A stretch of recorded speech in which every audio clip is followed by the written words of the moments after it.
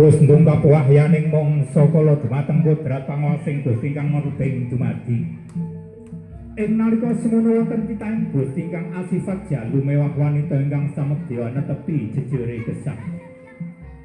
Kanthi alamat dia mestuti godheng para pujangga ingkang gati nundi-undi sarta angluru Laksmi Barjo nulak edi endahing budaya niku.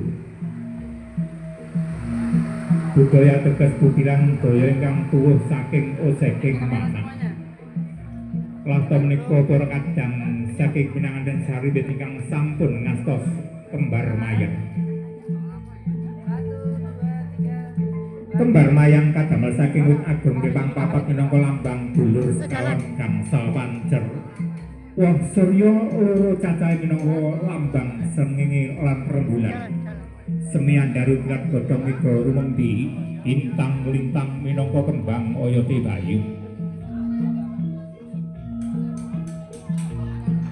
Lah menika warnanira risang pinanganten kakung ingkang selisih nak Mas Bagus Rio Armendo Wicaksana putra saking almarhum Bapak Edi Purwanto dalah Ibu Emi Sulastri.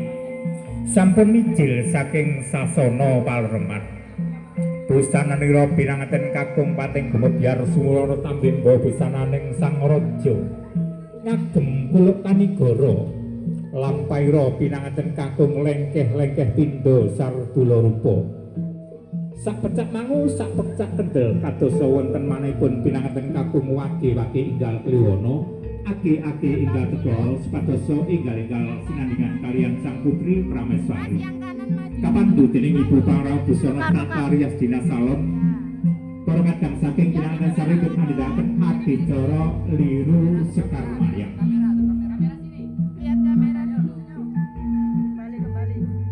Sekar Mayang ya kembar mayang. Supados pinanganten Saribit kembara napa ingkang dados tujuanipun nggih tujuanipun nambangun tresna, bangun keluarga agung kang mangyubagya. Supados dados keluarga ingkang ayem tentrem gemah ripamlok jinawi. Boten wonten kekirangan satunggal punapa. Paripurna anggenipun andhakaken adicara liru Sekar Mayang kapandu dening Ibu Pangrawa Busana pinanganten Saribit andhakaken adicara balangan.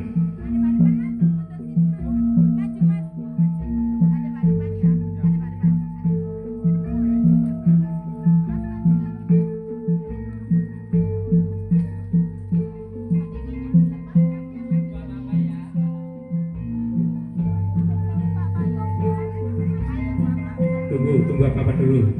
Cukup situ aja. Oh, belum balangan sadar. Ya, 1, 2, 3. Oh, bisa sing lanang iki.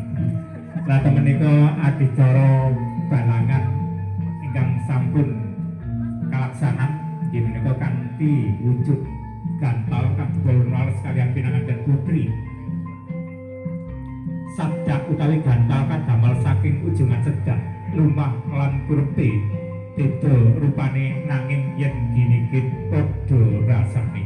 Kalajengaken adicara Jawa Tasta minangka pratandha paring pangurmatanipun atas rawing pinanganten kakung.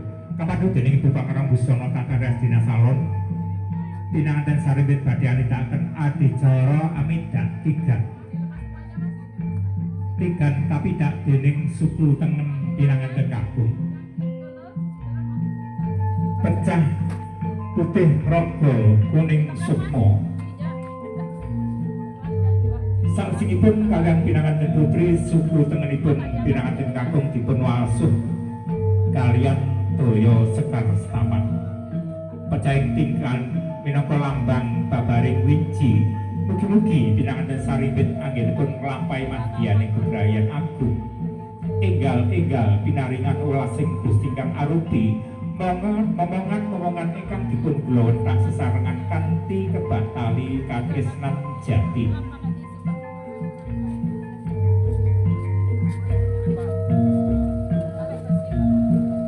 Pecahing tigan putih minangka lambang raga, kuning minangka lambang sukma. Mugi-mugi pinanganten Saribit anggenipun nglampahi madyaning kebrayan agung. Enggal-enggal pinaringan ulasing Gusti. Paripurna anggenipun adicara amidat tigan kapandu dening Ibu Pangabusana Tataryas Dinasalon pinanganten saripit badhe anindakaken adicara salajengipun. Adicara salajengipun inggih menika adicara junjung derajat. Inggih menika pinanganten kakung jumenengaken pinanganten putri ateges junjung derajatipun pinanganten putri.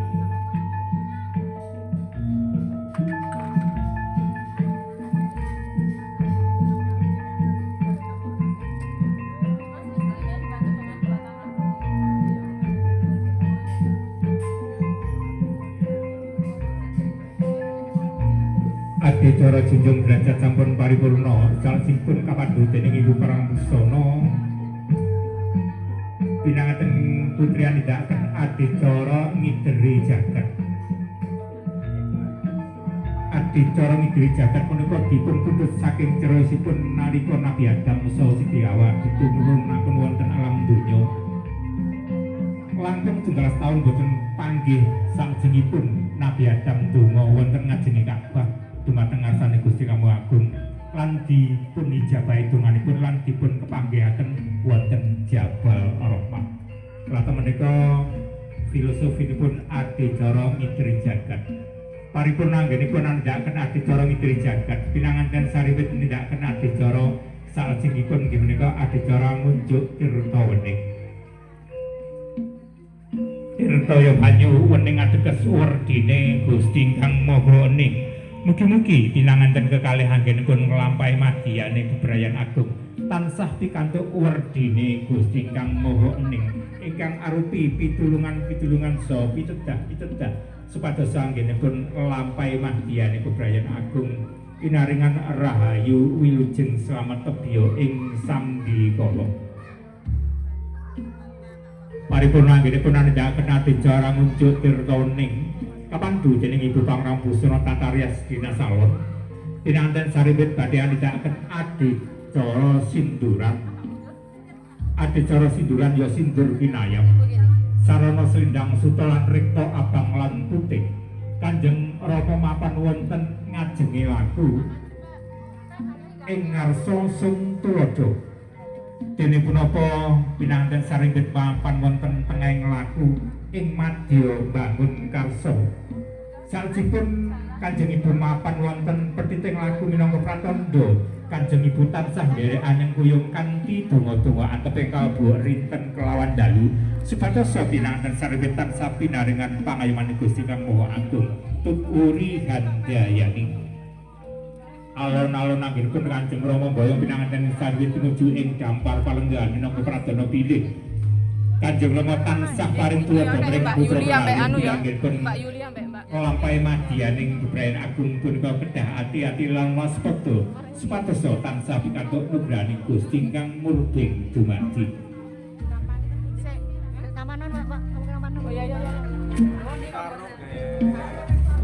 Sampun dumugi wonten dampar palenggan anggenipun Kanjeng Rama Boyong pinanganten saripit salajengipun kapandu dening Ibu Pangabusana Tataryas Dinasalon pinanganten saripit badhe andhenekaken adicara salajengipun. Adicara salajengipun inggih menika adicara timbang pakon. Nak Mas Bagus Rio Armendo Wicaksana lenggah wonten suku kirinipun Kanjeng Rama dalah Nimas Ayu Meme Anggraini lenggah wonten suku kirinipun Kanjeng Rama. Dene punapa adicara timbang pangkon menika ateges pilih punapa wiwit wekdal sapunika ngantos selaminipun Kanjeng Rama boten badhe ambedak-bedakaken antawising putra mantu dalah putra piyambak. Senaosa Nimas Ayu Meme Anggraini AMD punika putra mantu insyaallah badhe dipun anggep kados putra kandung piyambak.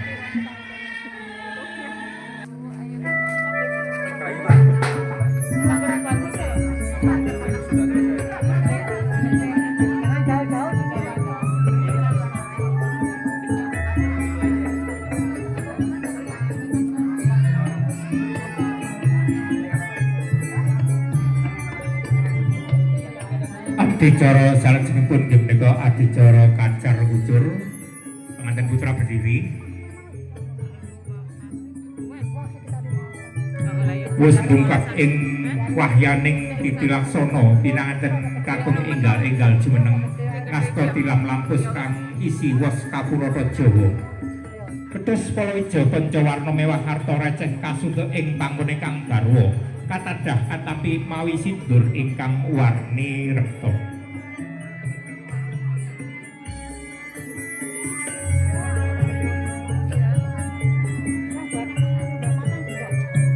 Kacar kucur wong liya dadi sedulur, kacang kawak dhewe kawak wong liya dadi sanak. Adicara kacar kucur menika minangka pratandha bilih Nak Mas Bagus Rio Armendo Wicaksana minangka salah setunggaling kepala keluarga ingkang kedah nyekapi sandang kelawan tedha dumateng keluarga.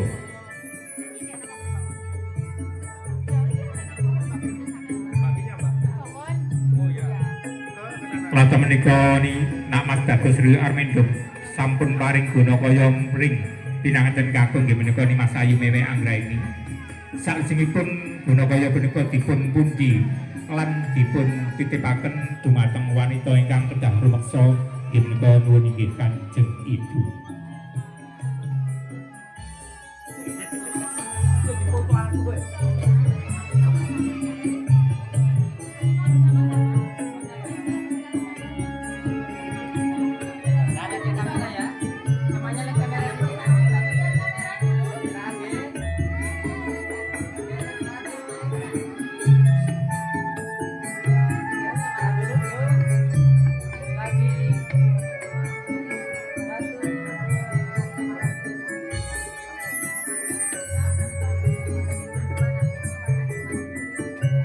Adicara nitipaken gunakaya dumateng nuwun inggih Kanjeng Ibu.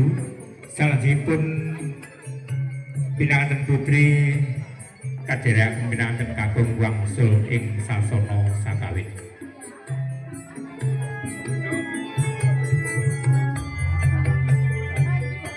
Adicara kacar kucur sampun paripurna salajengipun kapandhu dening Ibu Pangrawusa Tata Rias Dina Saun. Pinanganten sariwit badhe nindakaken adicara salajengipun. Adicara salajengipun nggih menika adicara dahar kelima.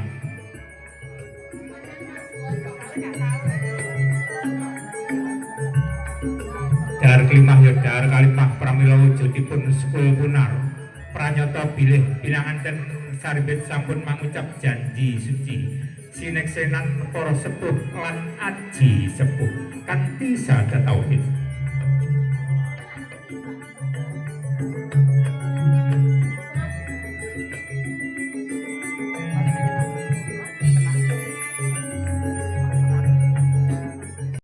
Dan saribet badhe adhikaken adicara salajengipun.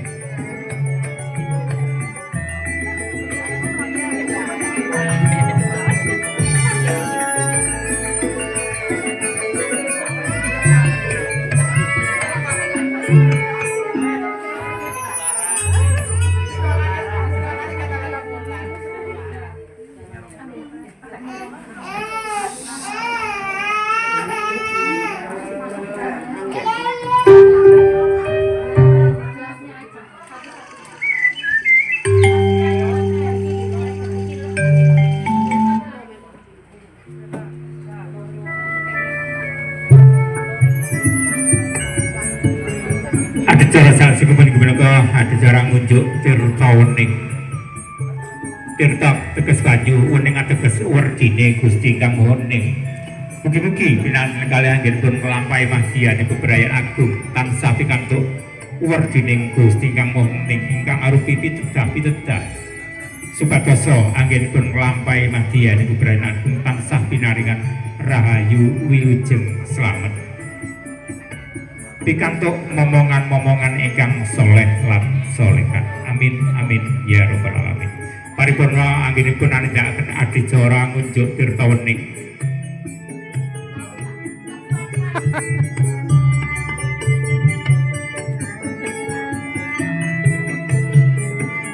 Salajengipun pinanganten saribet anindakaken adicara salajengipun nggih menika adicara sungkeman.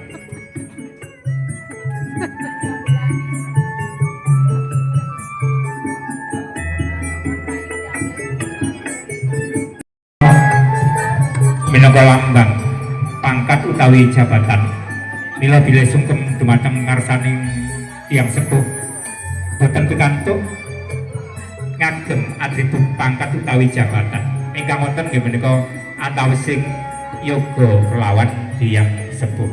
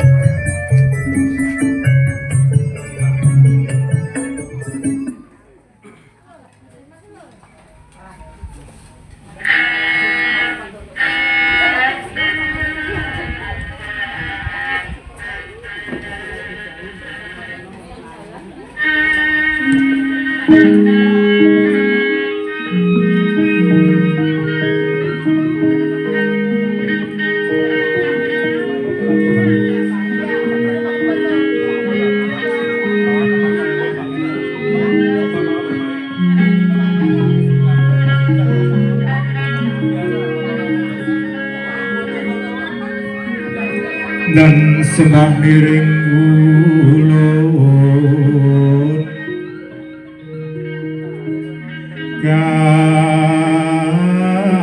kapor-pore sang moropengan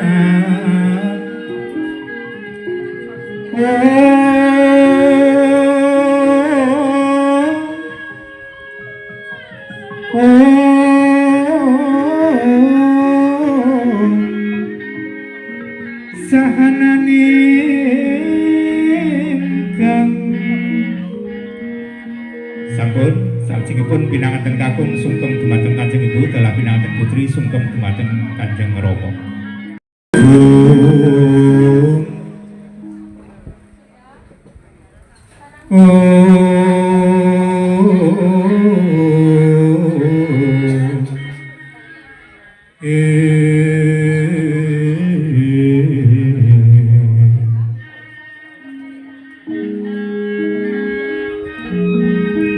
Kanjeng Ibu minangka pemuden kula saha Kanjeng Rama ingkang ukir jiwa raga kula sangang wulan sedaya dinten kula wonten guwa garpanipun Kanjeng Ibu ngantos lair dumugining diwasa kula dereng saged ngremenaken manah panjenengan Kanjeng Ibu nanging wekdal punika kula badhe nyuwun pangestu bilih kula badhe miwiti pagiyane bebrayan agung. Iya kira aku pangesutan temporal bendongan Rama dalah Ibu yang kira taman sing hati-hati ngomong keluar damu. Sampun.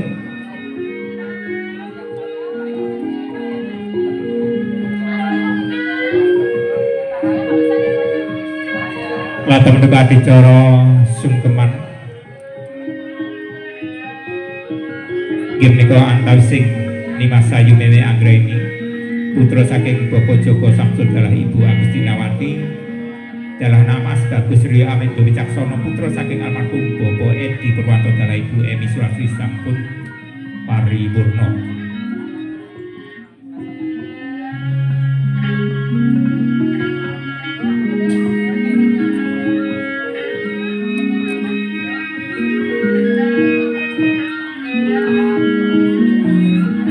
Para hadirin saha undangan Manten kula adicara panggih pinanganten kanthi adat cara Jawi. Alhamdulillah sampun kalaman kanthi lancar boten wonten alangan utawi ribet satunggal punapa.